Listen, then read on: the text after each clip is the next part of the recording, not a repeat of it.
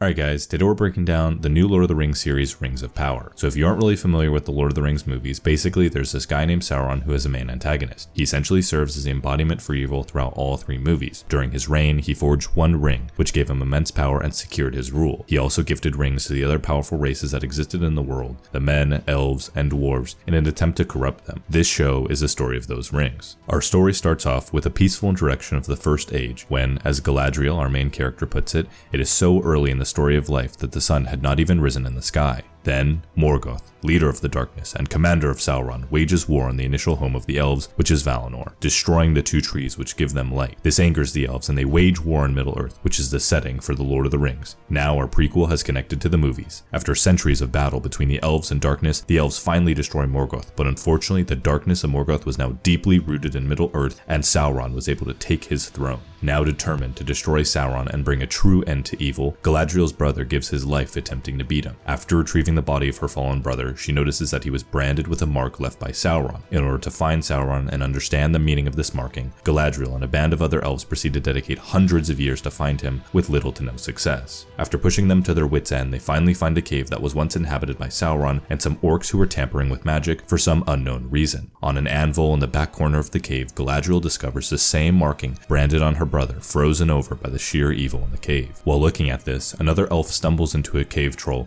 which breaks the group down. After defeating this foe, the group decides they are tired of this journey and force Galadriel to head back home. Now, our story jumps to that of the Harfoots. They are these super small and apparently weak nomadic creatures that survive off of the land they inhabit at any given time. We are also introduced to the main Harfoot in the story, Elenor, who basically serves as a Frodo-type character throughout the show. We see her talking to Marigold, who tells her that their group of people is the only race that doesn't have a set role. Men have to watch over their fields, elves the trees, dwarves their mines, but Harfoots are free. This just alludes once again to how hobbits were non-impactful creatures who in the end save all of life. Story continues once more with the elves and we are introduced to Elrond, another prominent character in the original series. Currently he is residing in the capital of the High Elves, Lindon. Immediately after reuniting with her old friend Elrond, Galadriel tells him that although her last mission didn't garner much success, she believes that the marking she found in the cave was clear evidence that Sauron was still out there and that she intends to ask the king for a new army to continue her quest. Although Elrond tells her that she basically pushed her army further than the king allowed and she will not be granted such an ask. Despite her basically committing treason against the orders of the king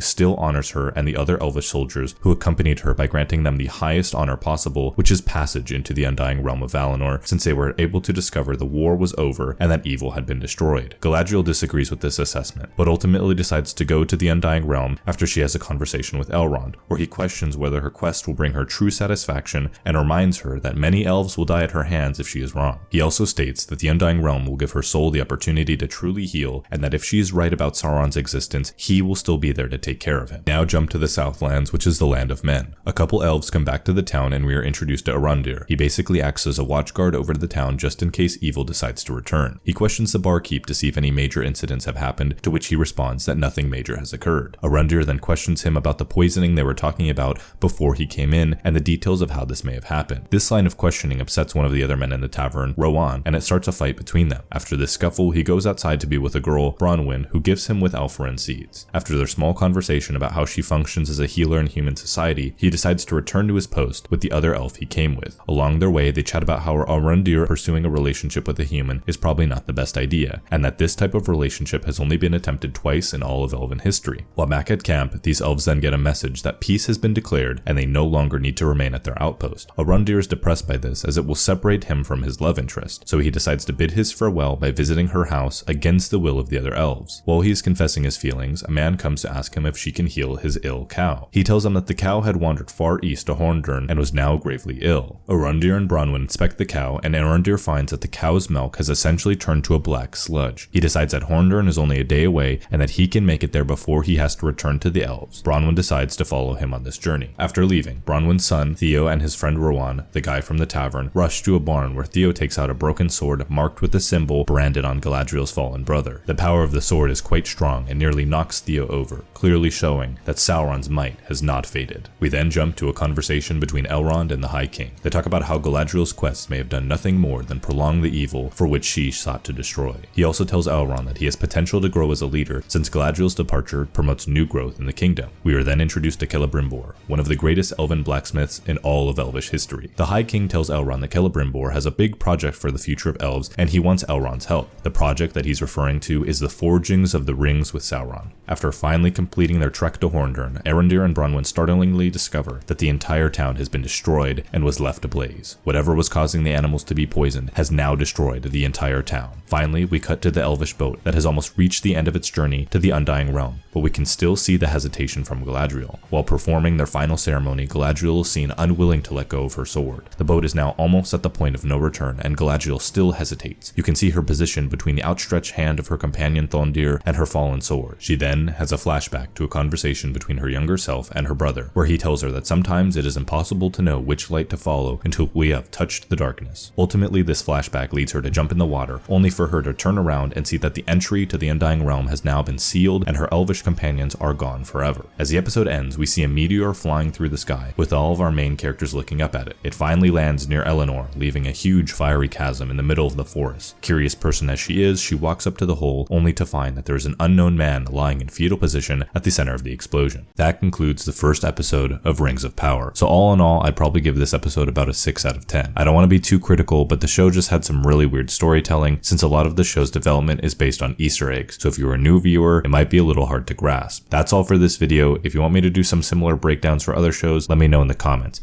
Thank you so much for watching. See you in the next one.